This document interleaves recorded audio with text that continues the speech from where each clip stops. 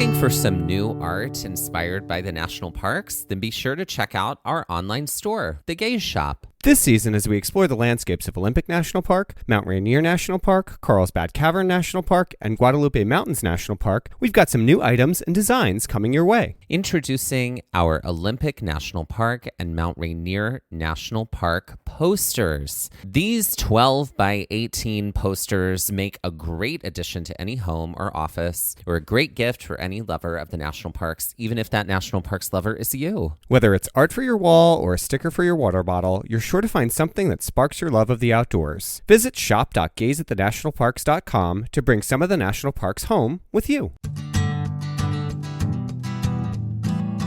As we inch towards the end of 2024, what travel goals do you have that you haven't yet met? And furthermore, what travel goals do you have for 2025? While we always have a healthy dose of national parks travel on the horizon in any given year, this year I'm definitely planning to visit friends in Europe. And don't forget, we have a pretty incredible trip to Iceland coming up this December, so we're both bound for European shores. That's right, and thankfully, there's one travel guidebook company we can always look toward for all our travel needs. From our hikes to hotels to the best spots to eat, Moon Travel has you covered. From excellent first-hand experience from authors who are local to the areas they're writing about, to wonderful maps and great recommendations, Moon Travel Guides give the reader so much more than other travel guides on the market. That's right, and we're so excited that this year we are again partnering with Moon Travel Guides. Through this partnership, through the end of 2024, our listeners can get 20% off any Moon Travel Guide when they use the code GAZE24 at checkout. That's code GAZE24, GAZE24 for 20% off any Moon Travel Guide in Moon's entire library. Head to our show notes and check it out to see Moon's entire collection of guidebooks and also see it at moon.com. So ready to cross something off your travel bucket list in 2024? Have a lot of great ideas for trips, but don't know how to get started or keep your itinerary organized? Wherever your wanderings might take you or inspire you to go, Moon Travel Guides has you covered. Head to moon.com before December 31st, 2024 and use code GAZE24, again that's GAZE24 at checkout to open up the world of possibilities for your next trip. Moon Travel, let your heart be your compass, let Moon be your guide.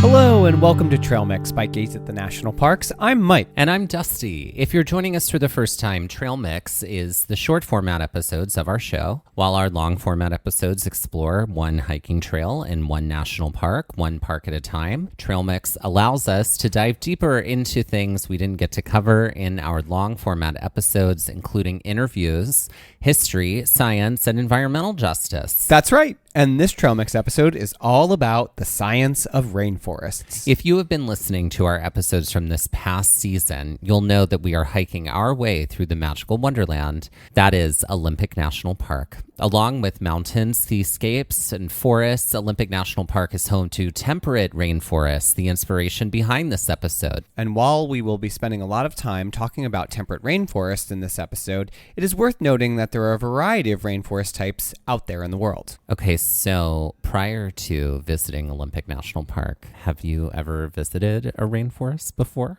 I did when I was in South America. Oh. So when I hiked to Machu Picchu, we hiked on the Salcantay route, which is an adjacent experience to the Inca Trail. And that took us not only through a mountain and over like a glacial mountain, but through a rainforest too. So I had that sort of tropical rainforest experience. What about you?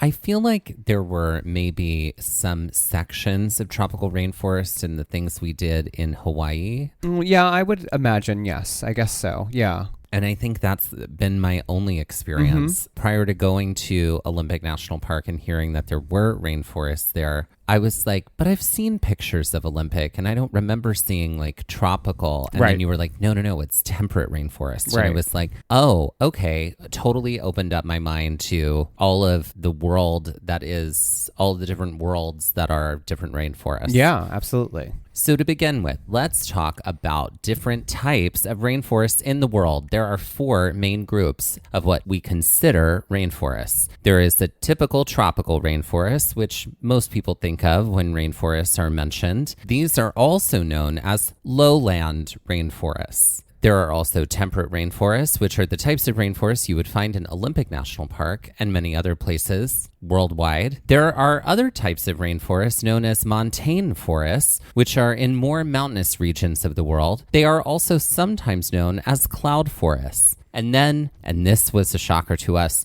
there are mangrove forests, which are coastal rainforests whose trees tolerate the salt water and have many benefits in regard to coastal rehab and protection. And I mean, you can't forget the fifth type, the Rainforest Cafe, that theme restaurant that had a chokehold on society for a brief moment in time. Have you been to a Rainforest Cafe? Oh my goodness, yes.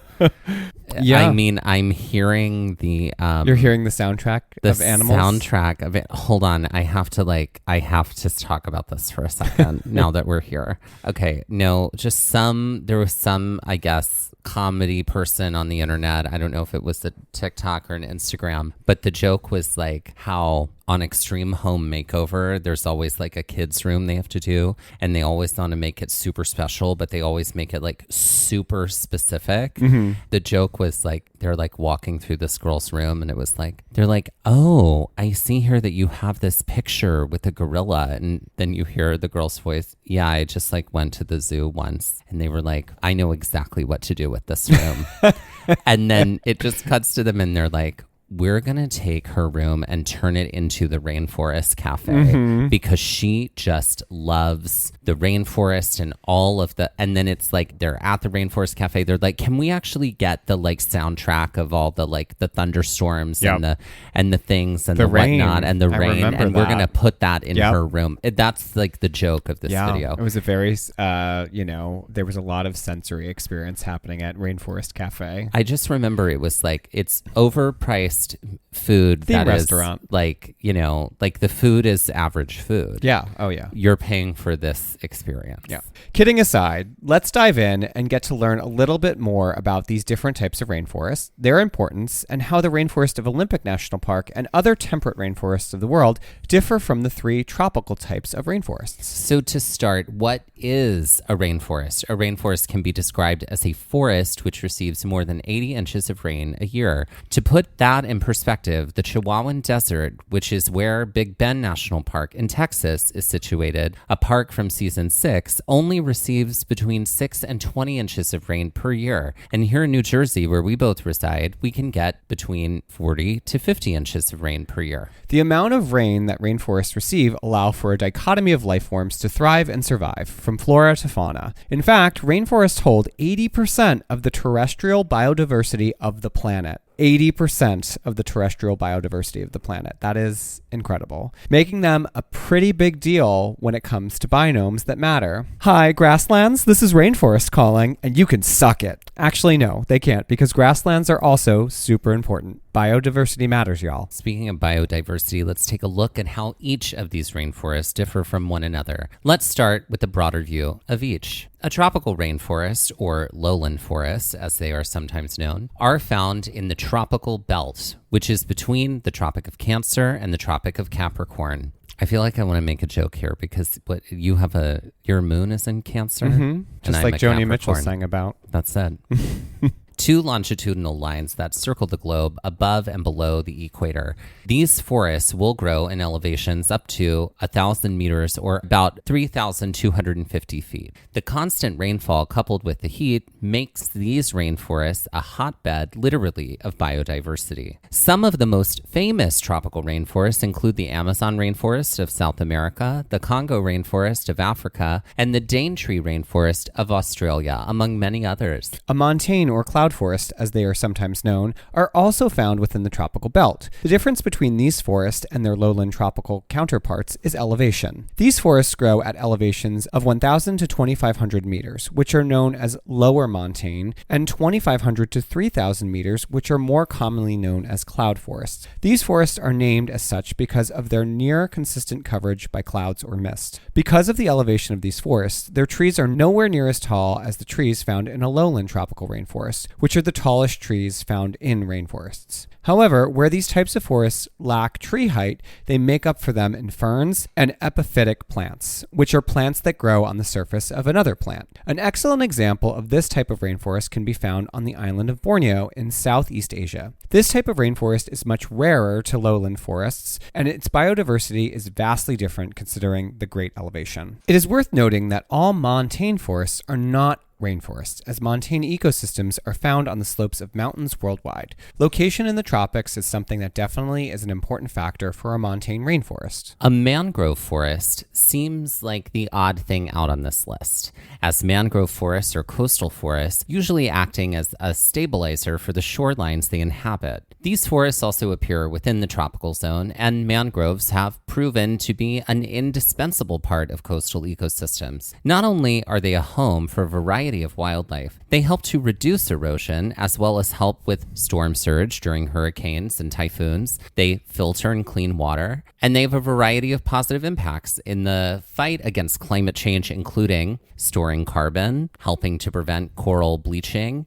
and helping to mitigate ocean acidification. Mangrove forests can be found in both Everglades National Park and Biscayne National Park, as well as a multitude of places around the world, including India, Africa, Australia, and Southeast Asia. And then there's the temperate rainforest, the odd but nevertheless impressive cousin in this family of forests. Temperate rainforests can be found at a variety of altitudes outside of the tropical belt and are generally much cooler. For our purposes, we'll say milder than tropical rainforests. Some even receive snow in the winter. These types of forests may have broadleaf deciduous trees and evergreens, although this varies depending on the location of the rainforest within the world. While these ecosystems are not nearly as biologically diverse as their tropical cousins, they are by no means less important. Along with the temperate rainforests of the Pacific Northwest, the Hoh rainforest included in this grouping, temperate rainforests can be found in Chile, Japan, Australia, and the Middle East. Close to home, we can find a temperate rainforest in the southern Appalachian Mountains, and beyond the Pacific Northwest, we can find another temperate rainforest that we've already talked about on our show. Say it with us now,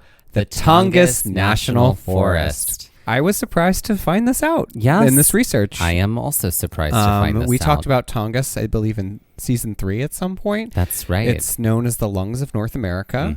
Mike created an incredible design that still gets kicked around. Still gets kicked around the internet a lot. Yeah. But the Tongass is a space that is incredibly important and also a temperate rainforest. The main differences in these two types of rainforests really boil down to climate, which in turn trickles into flora, fauna, and soils in these spaces. While tropical rainforests of the world are located in the tropical belt, that doesn't necessarily mean they are coastal. They have temperatures that are warm and a humid climate which sees an incredible amount of rainfall annually. Temperate rainforests are mostly coastal, but may also be found in mountainous regions, have more seasonal climates, less rain but more fog, mist, and cloud cover, which help to keep them damp like their tropical cousins. When it comes to flora and fauna, while both have abundant life, there really is no comparison to the diversity of life in a tropical rainforest, with animals, insects, and birds that are iconic to these spaces and often not found anywhere else in the world. Tropical rainforests also boast multi-canopy layers, lush vegetation, and like fauna, species of flora unique to these spaces. Temperate rainforests, while also diverse, have animals and plants that may be more common to general landscapes in regions they are found in. While there are a great variety of mosses and ferns found here, their canopies are more open and often a mix of more common tree species, with some exceptions. Hey y'all, it's Dusty and Mike with exciting news. That's right, it's our episode finder. It's all about making finding our episodes even easier. Want to find more episodes about hikes in Shenandoah? With over 10 episodes across 2 separate seasons, it would have involved a lot of scrolling and searching. Now, with our episode finder, you can find all those episodes with a few easy clicks. That way, finding an episode on Yosemite from season 1 is just as easy as finding an episode on Zion, Yellowstone, and Haleakala. all in separate seasons. With over 275 episodes in 35 different national parks, our episode finder will add ease when finding out more about hikes in these spaces. But it's not just about hikes by national park. We've categorized our entire library so you can find hikes by state, hikes by terrain, and hikes by difficulty. And all of our Trail Mix episodes are there too, so you can easily find our science-based episodes, interviews, and more. Planning a trip to Colorado and want to hear more about our adventures there? Want to grunt it out on some really tricky trails or learn more about glaciers, grasslands, and mountains? Just click the link in our show notes or on our Instagram bio, and it pops right up. You can also head directly to our website and look for the episode finder at the top of the navigation bar. Conquer one hike in one national park, one park at a time, with just a few clicks with our episode finder. Happy trails! During the months of November and December, we are highlighting the work of Native Like Water in our community effort to showcase organizations who are working towards social justice, environmental action, and more inclusive public lands. Founded over 24 years ago in San Diego, California, Native Like Water was launched to focus on and practice with indigenous sacred relationships to water. Native Like Water programs work towards solutions and sustainability of our life force. The organization prepares and reintegrates teens and young adults into ocean recreation, conservation, wellness, and intergenerational cultural self-exploration. With programming like Youth Native Scholars, YNS, and Intertribal Youth, ITY, Native Like Water has helped to develop and implement academic, wellness, and cultural programs for Native American, Alaska Natives, and Native Hawaiians, as well as youth from various nations. Native Like Water has programming which is open to a greater public, curating cultural experiences through an indigenous lens with a focus on cultural conservation and natural habitat. Native Like Water is committed to not only education, but also working to enrich the lives of others. Make monthly charitable giving a trend in your life in 2024 and help support Native Like Water this November and December. Visit the link in our Instagram bio for more information or by visiting www.nativelikewater.org.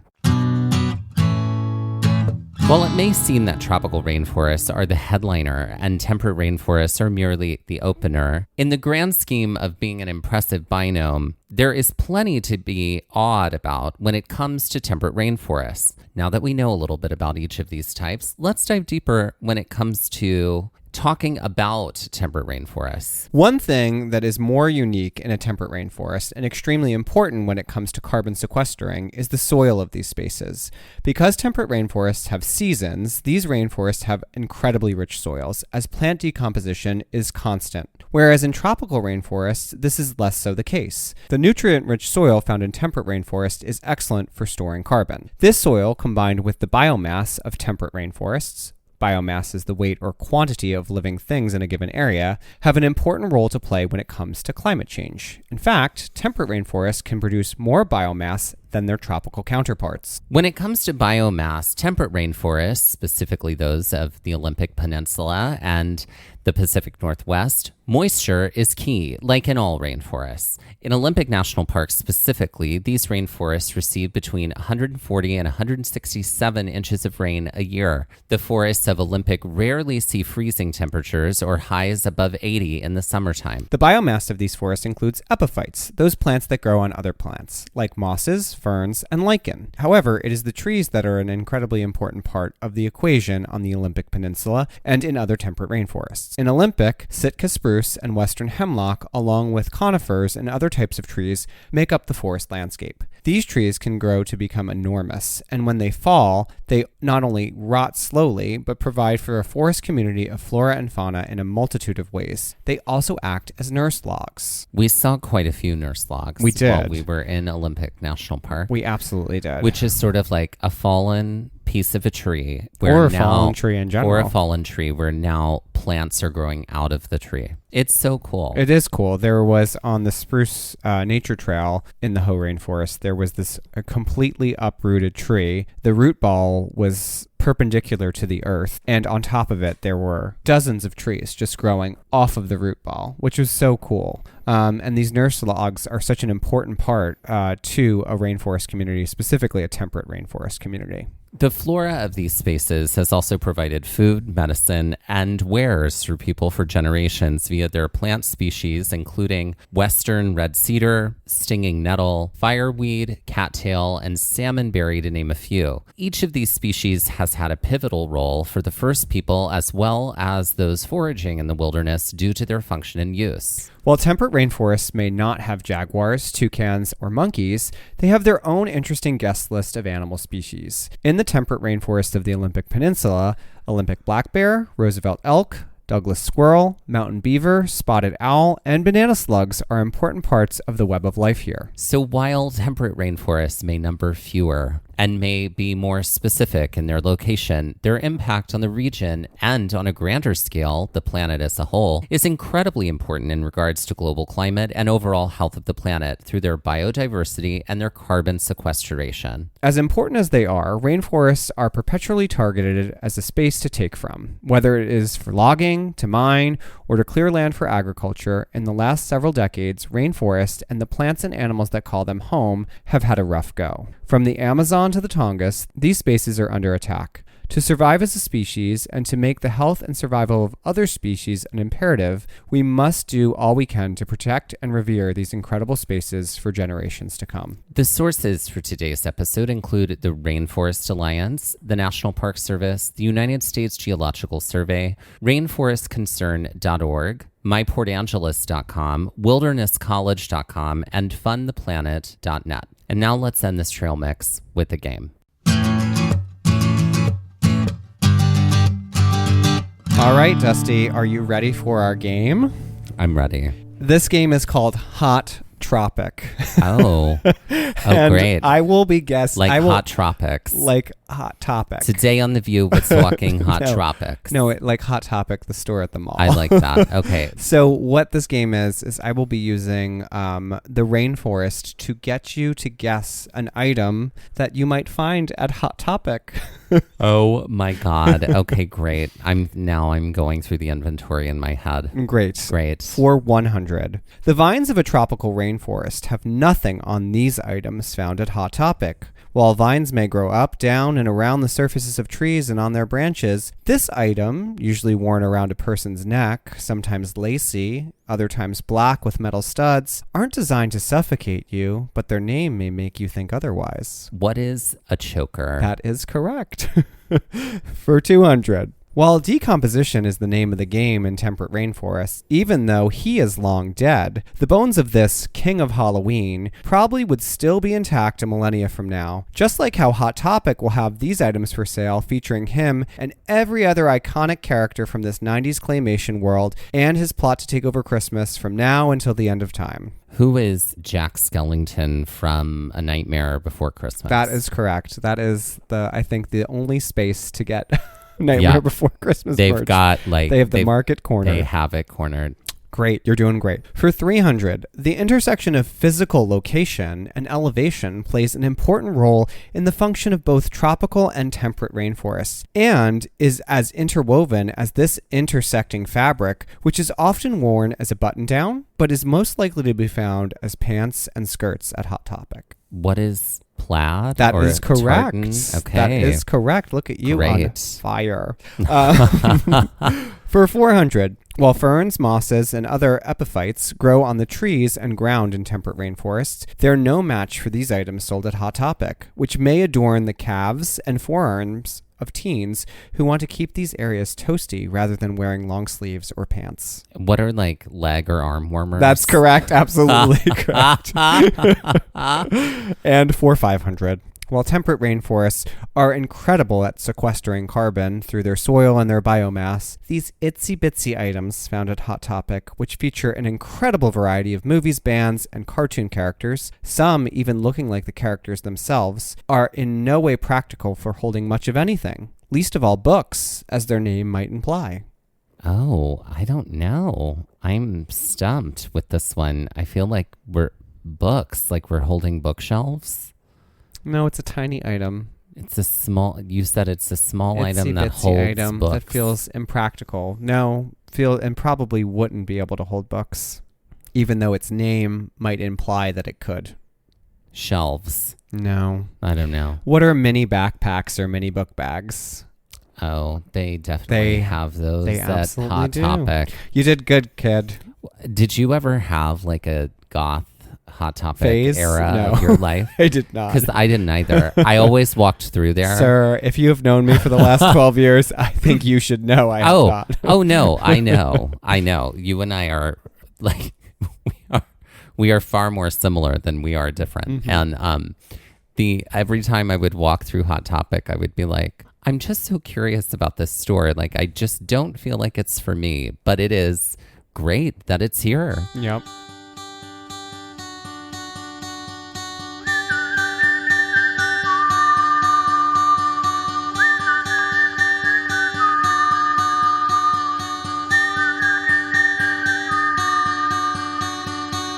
Looking for more episodes like the one you just heard? Then be sure to check out our episode finder for episodes by park, state, hiking difficulty, and terrain, as well as all of our Trail Mix episodes in one helpful place. Click the link in the show notes of this episode, our Instagram bio, or visit our website to make your listening experience even easier. This has been Gaze at the National Parks, the podcast, and we're here to remind you to hike early and hike often, and that adventure is always out there. Gaze at the National Parks was created, produced, edited, and hosted by us, Dustin Ballard and Michael Ryan. To see images from this episode, follow our Instagram at Gaze at the National Parks. To contact us, email us at gazeatthenationalparks@gmail.com. And to find out more about the parks visited on this show, visit our website, gazeatthenationalparks.com. That's Gaze, G-A-Z-E. All original artwork featured on Instagram and on our website is by me, Michael Ryan. All original music was written and performed by Dave Seaman and Mariella Klinger, with Sean Sklios on guitar. Our music producer is Skylar Fortgang. We would also like to acknowledge that while recording this episode that we were on the traditional and stolen lands of the Lenape people, also known as New Jersey.